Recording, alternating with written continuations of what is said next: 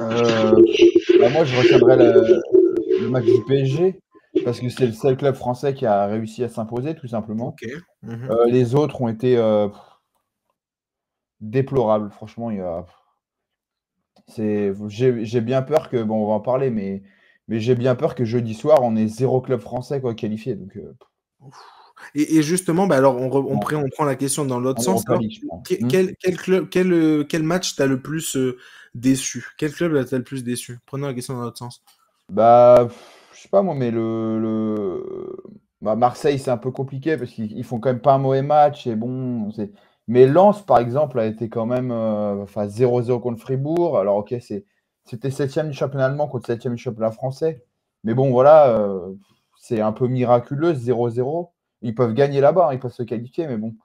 Mais ouais, déception quoi, c'est pas le Lens, voilà, le Lens qu'on connaît. Après, ils l'ont dit, même Sotoka, je crois, l'a dit, on n'était pas bien, on nous a pas reconnus. Donc bon, espérons que ce soit qu'un accident. Mais voilà. Et puis après aussi, le match de Rennes aussi, bon, même si le Milan est largement au-dessus, franchement, qu'il y ait C'est un vrai que toi, tel écart, c'est quand même toi, incroyable. tu t'y attendais pas en plus, hein, qu'il y ait un tel écart. Bah, Moi, moi, j'avais. je m'attendais, j'avais dit que Milan allait gagner. Et j'avais dit en plus, quand les clubs italiens mettaient Oui. rarement des fessées, entre guillemets. Ah ben Mais, là, mais je m'attendais à ce que Rennes fasse un peu plus, surtout qu'en plus, il y avait quand même près de 9000 supporters. C'était énorme qui avaient fait le déplacement. Donc, je pensais vraiment que Rennes allait nous. Voilà, pourquoi pas faire un gros match, un peu à l'image de Lille il y a quelques années. Mais bon, au final, non, il y a une classe d'écart et tout simplement. ouais, c'était vraiment le, comment dire, retour à la réalité presque. Vraiment, c'était, bref, t'affrontes Ah, un c'est club clair, ouais. calibre Ligue des Champions, quoi. Là, Mm. l'AC Milan, il y avait pas, sur ce match-là, il y avait aucun débat, quoi. C'était vraiment un club calibre Ligue des Champions. Et moi, pareil, enfin, j'avais annoncé, je sais pas si tu te rappelles, mais j'avais annoncé un 3-4-0, c'était le score là, une victoire nette de l'AC Milan. Mais j'avais peur que, pareil, tu vois, ce côté-là de, voilà, les clubs italiens pas tout le temps sérieux à 100%, etc. Là, j'ai pas été déçu, quoi. Ils sont, bref, l'AC Milan complètement déroulé à l'image d'un Leao bien en forme et bien en jambes qui aurait pu marquer pareil. Le score aurait pu être enfin, il aurait pu être encore plus aggravé parce que Leao touche la barre, là, dès le début du match. Enfin, bref. Ok, on passe à Nico. Toi, Nico, pareil, si tu dois retenir un match, en bien ou en mal, positif ou par la négative, ce serait lequel? Alors, je vais être un peu paradoxal, mais je vais rejoindre Greg sur Lens qui m'a énormément déçu parce que c'est pas possible quand on est le Racing Club de Lens, qu'on a battu Arsenal en Ligue des Champions, qu'on a fait match nul contre le PSV Eindhoven, qu'on a battu le FC Séville, même si c'est un FC Séville moribond cette saison, c'est le tenant de l'Europa League tout de même. De venir faire un match nul tout pourri, excusez-moi, hein, mais contre Fribourg, qui est septième en Allemagne, à part Vincenzo Grifo, ils n'ont pas grand monde. Enfin, c'est pas digne du RC Lens qui doit gagner 2-3-0 ce match, et ils ont failli perdre même. Moi, je suis désolé, cette équipe, elle doit aller gagner en Allemagne. C'est pas. Et moi, souvent, on entend oui, la Bundesliga est meilleure que la Ligue 1. J'en suis pas certain déjà. Et Lens doit gagner à Fribourg, sinon c'est une catastrophe. Par contre, quand je vois Toulouse qui vient quasiment faire match nul à Benfica et Di Maria sur penalty, diabolique Di Maria qui met un but, un penalty en douceur à la 96e, j'avais mal pour Toulouse parce que ils font un super match. Enfin, en tout cas, ils sont dominés par le Benfica, mais ils égalisent. Ils sont devant un Stadio da Luz qui est super grand. Ils ne sont pas habitués à être à ce niveau de la compétition. Bah, j'ai dit chapeau et je trouve que ça n'a pas été assez souligné, cette performance de Toulouse, parce que des fois, je sais pas si vous vous souvenez du défaite encourageante de Habib Bey sur Canal. Bon, la défaite encourageante, pour moi, ça a été Toulouse. Preuve en est, ils ont gagné à Monaco à Louis II, avec un super coup franc, notamment du milieu de terrain. Là, Ah, bien sûr, Ah Siro. oui, ouais, Siro, c'est Siro. ça. Et super coup franc. voilà, qui a fait un bon match jeudi. Donc, je pense que c'est une équipe vraiment qui s'est accrochée. Si on avait dit dimanche soir qu'ils allaient faire presque jeu égal avec Benfica, à Benfica, à Lisbonne et gagner à Monaco, pas grand monde n'aurait parié dessus. Donc voilà, je voulais souligner la belle semaine de Toulouse quand même, qui est toujours en course pour se qualifier. Mais tu fais bien. Stadium devant 30-35 000 personnes, qui sait, le Benfica est largement favori, mais ils sont toujours en course. Ils ont eu le mérite de rester dans la course à la qualif, contrairement à Rennes.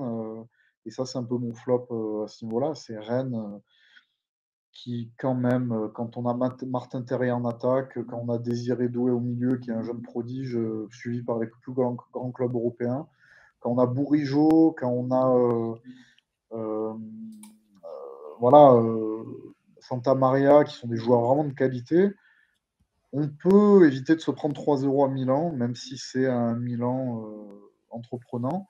Milan a pris 4-2 à Monza ce week-end. Hein. Donc, je pense que Rennes avait mieux à faire que perdre 3-0. Et je pense que ça a été un petit peu le syndrome des clubs français, un peu timorés en Coupe d'Europe, le Stade Rennais. Et ils se sont un peu cachés derrière leur jeunesse, alors que c'est un club, ça fait quand même 5 saisons d'affilée qu'ils font une Coupe d'Europe.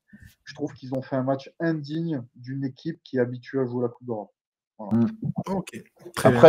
Après, sincèrement, si jeudi, alors Toulouse, je les mets à part parce qu'ils ont fait une super compétition, mais si jeudi, sincèrement, on a 0 club français qualifié, ce sera bien fait parce que Rennes doit jamais finir deuxième de sa poule. Non, ça, Marseille doit jamais finir deuxième de sa poule.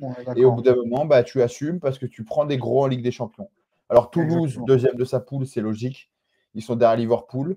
Lens, bon, bah, sont reversés, oui. l'Europa League est taillée pour eux, est plus taillée pour eux, voilà. Mais Marseille et Rennes, qui sont quand même en plus deux locomotives du foot français. On a Monaco, on a Rennes, on a Marseille. Jamais ils doivent finir deuxième de leur poule. Rennes, le match contre Villarreal, c'est une honte absolue. Et puis, Greg, tu as raison de souligner Villarreal. C'est toutes les années pareil. Le jeu de Villarreal cette année, moi, c'est là où je regrette pas que Marcelino soit parti. C'est quand je vois le niveau de jeu de cette équipe de Villarreal, j'ai envie de dire merci d'être parti de l'OM Marcelino. Bon, la suite nous a pas donné raison malheureusement avec Gattuso, mais je trouve que cette équipe de Villarreal, Rennes ne doit jamais s'incliner contre Villarreal, terminer deuxième. Ça, c'est vrai. Même à l'aller, où Martin Terrier rate un penalty, derrière il a une deuxième occasion. Enfin, ça, c'est des trucs. En plus, ils ont eu la chance de jouer le Maccabi Haïfa, qui était complètement décimé parce que c'était pendant la guerre, donc entre guillemets, ils ne jouaient pas chez eux, donc c'était une équipe. Le Panathinaikos, on l'a bien vu, c'est loin d'être dingue. Bon, voilà quoi. Donc, si ces équipes françaises-là ne passent pas, et malheureusement, ce sera bien fait. Mais le problème, c'est que c'est toutes les années pareil. Rennes, l'an dernier, c'est pareil contre Fenerbahçe. Ouais. Et voilà, tout simplement. Et puis Monaco contre le Bayer Leverkusen. Et puis non, c'est clair. Ils n'apprennent pas de leurs erreurs, tout simplement. Monaco, pareil, qui ne doit jamais perdre contre Ludogorets. Non, c'est pareil, ça, c'est des trucs, voilà. Mais Brighton, pour l'OM, Brighton est une bonne équipe. Mais moi, là, encore une fois, moi, j'ai du mal avec les équipes qui perdent à la 88e, 89e, parce que si tu tiens le match nul, tu tiens le match nul jusqu'à la fin. Ce sont les aléas du foot, on est d'accord, mais c'est mentalement. Si tu sais que tu es premier de ta poule à la 88e, tu mets le bus s'il faut, mais il faut jamais encaisser un but à la 88e en sachant que ça va te donner la deuxième place et pas la première. Et Marseille, en plus, c'est coutumier du fait, parce que je ne sais pas si tu te souviens, Nico, mais le match contre Tottenham, Højbjerg marqué à la dernière seconde, où tout le monde disait, je ne sais plus qui était le coach à cette époque-là, mais tout le monde disait oui, on ne comprend pas comment le coach n'a pas pu dire parce qu'ils avaient nul, ils étaient qualifiés. Et c'est toujours pareil avec le club français, ils n'apprennent pas de leurs erreurs et voilà quoi. Et oui, il y a un problème, mais le problème, c'est qu'il y a un problème de niveau, mais au-delà de ça, il y a un problème surtout de mental, quoi, parce que c'est toujours pareil. Ok, bon, écoutez, on va revenir juste après sur les pronos parce que vous nous faites peur un petit peu avec cet esprit défaitiste, on va voir. Mais voilà, juste pour avant ça, moi j'avais j'avais envie de souligner le match de Toulouse quand même. Je suis d'accord avec Nico, ça n'a pas été beaucoup souligné. Alors, j'ai évidemment été devant le match jeudi. J'ai évidemment pas énormément apprécié le spectacle parce que c'était pas un beau match. C'était vraiment pas un beau match. Ni d'un côté ni de l'autre d'ailleurs, parce que Toulouse, j'ai été habitué à un Toulouse bien plus entreprenant, un Toulouse avec bien plus d'intention, même avec l'année dernière avec Philippe Montagnier, etc. Bref, un Toulouse bien meilleur. C'était pas du tout le cas à Lisbonne, pas du tout. Féliciter vraiment un grand bravo aux supporters par contre, parce que les supporters de Toulouse à Lisbonne, c'était bref. Tu parlais de Greg, tu parlais des supporters rennais à Milan, mais là c'était pareil, il y avait 3500 spectateurs, quelque chose comme ça, dans le parcage. Dans le parcage à Lisbonne, et c'était bref une ambiance fantastique, sincèrement. Bref, grand bravo aux supporters pour le coup, immense bravo à eux.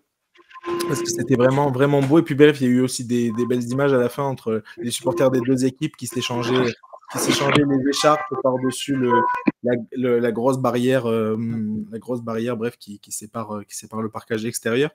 Mais non, il y a eu des belles images et voilà. Donc grand bravo aux supporters qui ont fait bien plus de spectacles que l'équipe sur le terrain, que les deux équipes d'ailleurs, parce que bref, c'était pas fameux.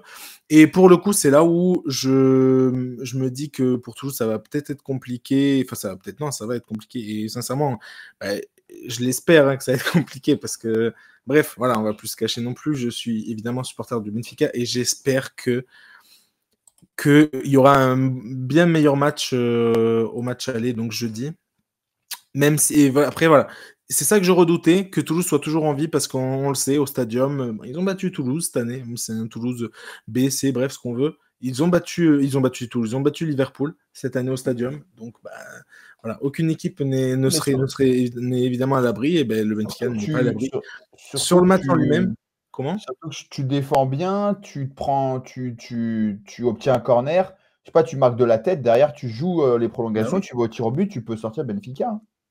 C'est ce qui s'est passé sur ce match-là. Hein. Sur ce match-là, il y avait franchement, après, il y a les stats. Hein. On voit les stats. Toulouse a tiré 6 fois au but contre 28 tirs. Ils prennent quand même 28 tirs hein, du Benfica Toulouse sur ce match-là. Ils prennent quand même 28 tirs. Il y a 3. On parle un peu d'expected goals, mais tu sais, les buts, bref. Benfica en a 3,26. C'est quand même pas mal, bref. Il y a une barre, si je ne me trompe pas, non, c'est pas un poteau, c'est une barre. Bref, des grosses occasions pour Benfica. Le score aurait pu vraiment être tout autre. Finalement, c'est Toulouse. Il n'y a que Toulouse dans ce match qui marque dans le jeu, parce que le Benfica marque 2 fois sur penalty. Et bon, bref, on verra. Après, c'était un Benfica un peu en difficulté là, ces derniers temps. J'ai l'impression qu'ils sont un peu à l'image de leur campagne de Ligue des Champions, quoi. C'est loin d'être flamboyant. C'est dans le comment dire, dans la continuité. Dans la continuité, mais totale. Parce que et après, voilà, en championnat, le faire un match nul. Là, ça s'est un peu relancé, une victoire 6-1 contre Vizela ce week-end. Donc on verra bien. Je laisse mon prono pour le match d'après, mais bref, voilà, dire bravo aux Toulousains évidemment pour le résultat, moins pour la manière parce que c'était pas un beau match, mais voilà, bref, il faut bien ce qu'il faut de toute façon. Donc